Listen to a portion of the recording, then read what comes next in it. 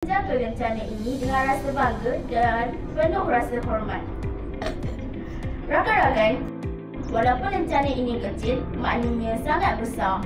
Marilah kita sama-sama memupuk semangat patriotisme dan menjadi murid Lalu Gemilang kepada rakan-rakan dan ahli keluarga. Mulakan dengan perkara yang kecil seperti memastikan rencana dipakai dengan kemas, tidak dibiarkan tercicir atau dipang lambang berdaulat.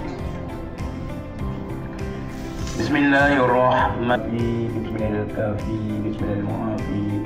Bismillahilladzi la yadurruhu ma'asmihi syai'un fil ardh wa la fis samaa'i wa was-sami'ul 'aliim. Wa fawwidu amri ilallah innallaha basirun bil ibad.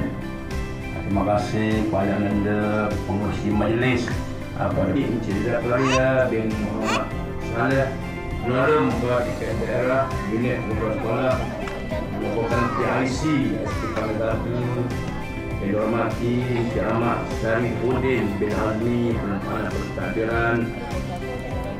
Kekalkan semangat dan pencapaian yang lebih gemilang di SPK 1.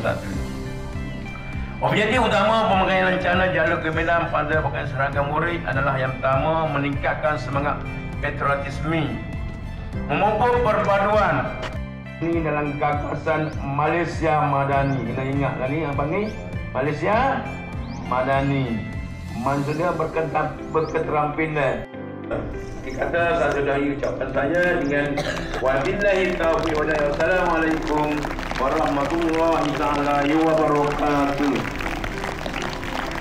Pasir Putih diiringi bersama Yang Berusaha Encik Samsul Bahari bin Muhammad Jani, Guru Besar Yang dihormati Tuan Haji Cik Omar bin Cik Ahmad selaku Naib YDPPIBG, Pegawai PPS dan juga para barisan pentadbir berada di pentas bagi melancarkan GIM. Dipersilakan.